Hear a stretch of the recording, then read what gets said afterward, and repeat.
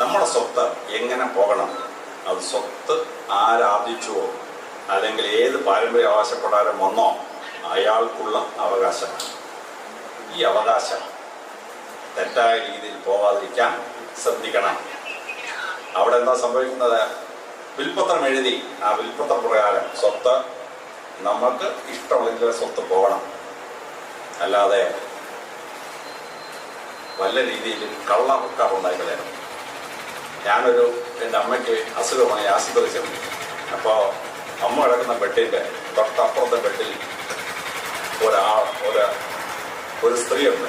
ആ സ്ത്രീ കയ്യിൽ മുഴുവൻ കരിയും മഷിയൊക്കെ പെട്ടിരിക്കുക.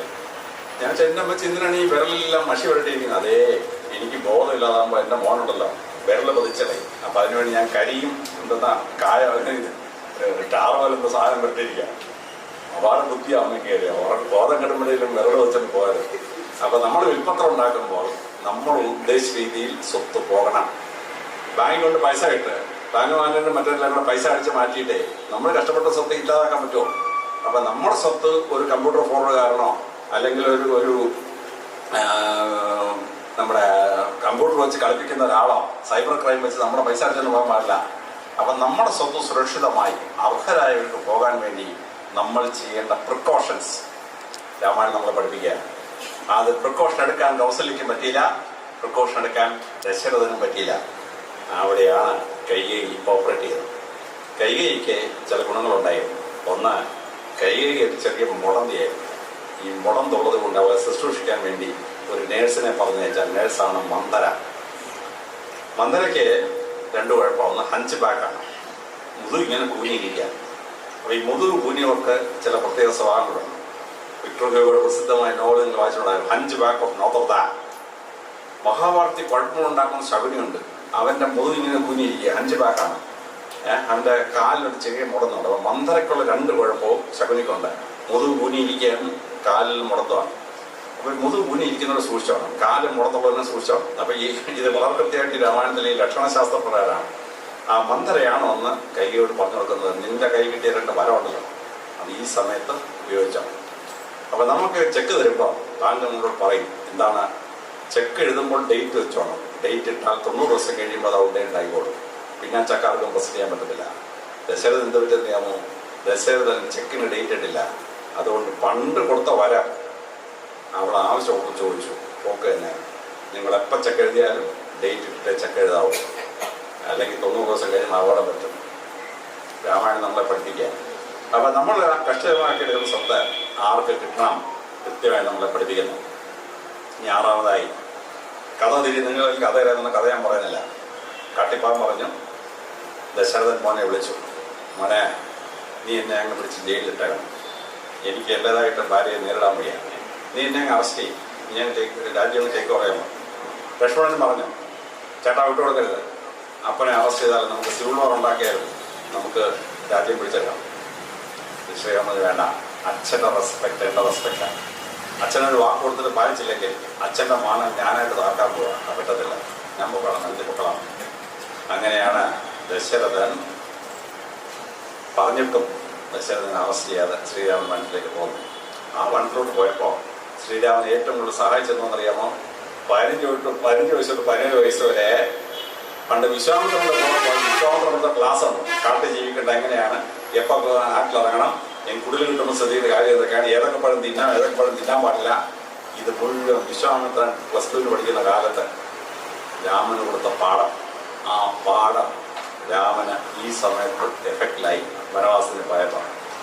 ചില കുട്ടികൾ പഠിക്കും, പരീക്ഷ കഴിയും, എന്നോട് ചോദിച്ചു, അയ്യോ പരീക്ഷ കഴിഞ്ഞ് അപ്പച്ചാ ഞാനെല്ലാം മറന്നുപോയി.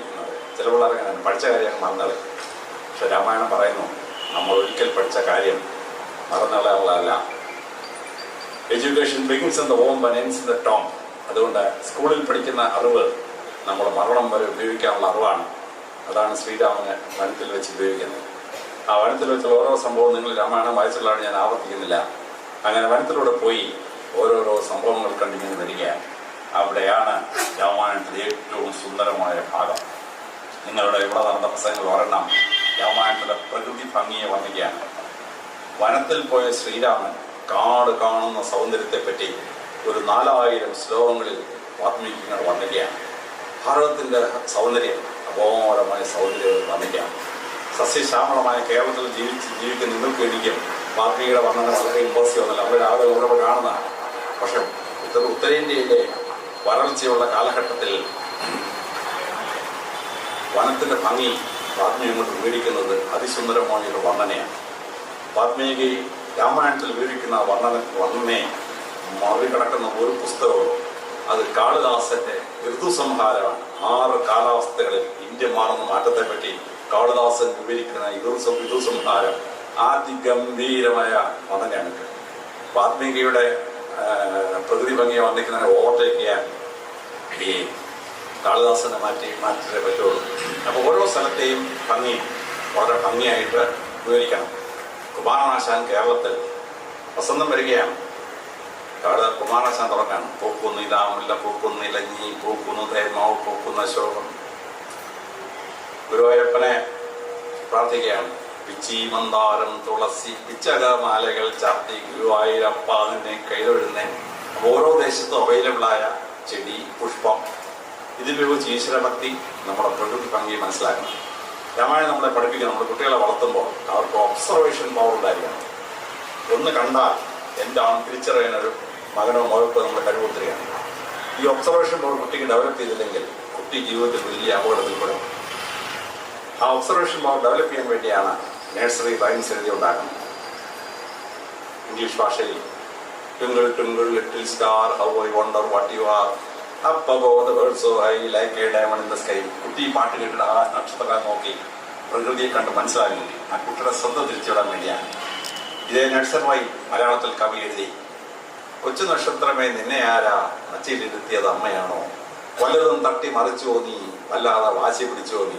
നമ്മുടെയൊക്കെ ചെറുപ്പത്തിലെ വഴക്കുണ്ടാക്കിയ ഞങ്ങളുടെ വീടൊരു പഴയ നമ്പൂരിയില്ല, 700 കൊല്ലം പഴക്കമുള്ള നമ്പൂരിയില്ല. ഞങ്ങളുടെ അപ്പന്മാർ 250 വാങ്ങിച്ചാൽ ഞങ്ങൾ ഇല്ല ഇപ്പോഴും പ്രസ്താവിച്ചിട്ടുണ്ട്. ക്രിസ്ത്യാനികൾ ഇല്ലെന്നാണ് അവരോട് വരും. ഞങ്ങളെ പണിഷ്മെന്റാണ് ഈ തട്ടിന്റെ മേലെ കെട്ടിയിരുത്തുക. അപ്പോൾ ഈ കവിത വായിക്കുമ്പോൾ എനിക്ക് കൃത്യമായിട്ട് മനസ്സിലാവും. അപ്പോൾ മച്ചനെ കൊണ്ടേ പണിഷ്മെന്റ് കയറി കുട്ടി ആകാശത്ത് നക്ഷത്രത്തെ കണ്ടു. കുട്ടി കവി എഴുതുകയാണ്. കൊച്ചു നക്ഷത്രമേ നിന്നെ ആരാ മച്ചിയിലിരുത്തിയത് അമ്മയാണോ, വല്ലതും തട്ടി മറിച്ചോ നീ. ഈ കുട്ടിയെ സാധാരണ മച്ചന് മേലെ കയറ്റുന്ന 2 കുഴപ്പത്തിനാണ്. വല്ലതും തട്ടി മറിച്ചോ നീ, വല്ലാതെ വാശി പിടിച്ചോ നീ, നീ ഇന്നാണ് മച്ചിക്കഴിയിരിക്കുന്നത്. ഈ ഒബ്സർവേഷൻ പവർ കുട്ടിക്കുണ്ടാക്കുകയാണ് ഒരു അച്ഛൻ്റെ അമ്മയുടെയും മുത്തശ്ശിയുടെയും റോൾ. ലോകത്തിലെ മഹാന്മാരിൽ ഭൂരിപക്ഷവും അപ്പനമ്മ വളർത്തിയതല്ല, മുത്തശ്ശനും മുത്തശ്ശിയും വളർത്തിയവരാണ്. ബുദ്ധഭഗവാൻ ജനിച്ച 5ാമത്തെ ദിവസം മായാദേവി മരിച്ചു. മുത്തശ്ശി കൊണ്ടുപോയി വളർത്തി ബുദ്ധഭഗവാനെ. സോക്രട്ടീസിന് 3 വയസ്സായപ്പോൾ അപ്പൻ ചത്തുപോയി, വല്യമ്മ കൊണ്ട് വളർത്തി. വലുതൊക്കെ 4 വയസ്സായപ്പോൾ അപ്പൻ ചത്തുപോയി, മുത്തശ്ശി കൊണ്ടുപോയി വളർത്തി. അരിസ്റ്റോട്ടിൽ 6 വയസ്സായപ്പോൾ അപ്പൻ അമ്മയും ചത്തുപോയി, മുത്തശ്ശി കൊണ്ട് വളർത്തി. ഐശ്വര്യനോട് ഗർഭത്തിരിക്കുമ്പോഴേ അപ്പൻ ചത്തുപോയി, അമ്മ ഓരോരുത്തരെ കല്യാണം കഴിച്ചു, മുത്തശ്ശി കൊണ്ടുപോയി വളർത്തി. മാനുവൽക്കൊണ്ട് 1 വയസ്സായപ്പോൾ അപ്പൻ അമ്മയുടെ ആക്സിഡന്റ് മരിച്ചുപോയി, മുത്തശ്ശിമാർ കൊണ്ട് വളർത്തി.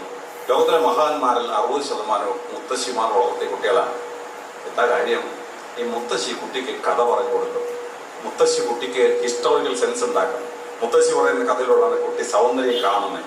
കുഞ്ഞിനെയും കൊണ്ട് മുത്തശ്ശി റോഡിലോട്ട് കാണിച്ചു കൊടുക്കും. അതുകൊണ്ടോ ഇതുകൊണ്ടോ ഇടയ്ക്ക് കുഞ്ഞിനെയും കൊണ്ട് മുത്തശ്ശി മൃഗശാലയിൽ പോകും, ഓരോ മൃഗത്തെ കാണിച്ചു കൊടുക്കും.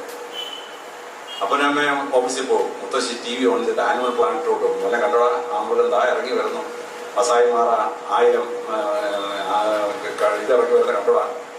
കുട്ടിക്ക് ഒബ്സർവേഷൻ ഉണ്ടാക്കാം. ഈ ഒബ്സർവേഷൻ രാമായണത്തിൽ കൃത്യമായി പറഞ്ഞുതരികയാണ് വാൽമീകി. ഇത് ലോകത്തെ മനസ്സിലാക്കാൻ, നമ്മൾ ജീവിക്കുന്ന പ്രകൃതിയുടെ മനോഹാരിതയെ മനസ്സിലാക്കാൻ എങ്ങനെ നമുക്ക് കഴിയണമെന്ന് നമ്മളെ പഠിപ്പിക്കാൻ. ഇനി 7ാമതായി സീതാദേവിയെ തട്ടിക്കൊണ്ടുപോകുന്ന ആദ്യമാണോ? അല്ല. സീതാദേവിക്ക് ഒരു കുഴപ്പമുണ്ട്. സ്വന്തം സെക്യൂരിറ്റി നമുക്ക് അറിയുന്നില്ല. കാട്ടിപ്പോയി ശ്രീരാമൻ പറഞ്ഞു, സീതേ എൻ്റെ കണ്ണപ്പ് ദൂരത്ത് അപ്പം നിങ്ങൾ മക്കളെ കേട്ടോ കാണാം, വന്യമൃഗങ്ങളൊന്നും എനിക്ക് നേരിടാൻ പറ്റുമോ, ദുഷ്ടന്മാരൊന്നും നേരിടാൻ പറ്റുമോ? പറ്റുകയില്ല. സീതാദേവി ഇങ്ങനെ കാട് കണ്ട് സുന്ദരമായിട്ട് നടന്ന് ശ്രീരാമൻ നിൽക്കുന്നതിൻ്റെ ഒരു കിലോമീറ്റർ അപ്പുറത്തായി. അപ്പോഴൊരു രാക്ഷസൻ വന്നു. രാക്ഷസൻ വന്നിട്ട് സീതാദേവിയെ കണ്ടു. പോക്കി എടുത്തുകൊണ്ട് ഒരൊറ്റ ഓട്ടം. സീതയുടെ നിലവിളി ഭാഗ്യത്തിന് ശ്രീരാമൻ കേട്ടു. ശ്രീരാമൻ ഓടി വന്നിട്ട് ആ രാക്ഷസനെ കൊന്നിട്ട് സീതാദേവിയെ മോചിപ്പിച്ചു. ഒരു തവണ അപകടം പറ്റി. പിന്നാലെ ഈ പെണ്ണോട് മര്യാദയ്ക്ക് ജീവിക്കണ്ടേ? സ്വന്തം സെക്യൂരിറ്റി നോക്കാൻ ഒരു സ്ത്രീ ആയിരിക്കണം. എപ്പോഴും ഭർത്താവ് കൂടെ ഒന്നും നമ്മളെ രക്ഷിക്കാൻ പറ്റിയല്ല.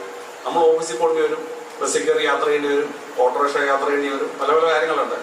ആ സമയത്ത് ഒരു സ്ത്രീ സ്വന്തം സെക്യൂരിറ്റി നോക്കാതെ മറ്റൊരാളുടെ കസ്റ്റഡിയിലായിക്കഴിഞ്ഞാൽ ഭർത്താവിന് പിന്നെ ട്രാൻസ്ഫർ കൊടുത്തോ അല്ലാതെ രക്ഷപ്പെടുത്താൻ പറ്റിയില്ല.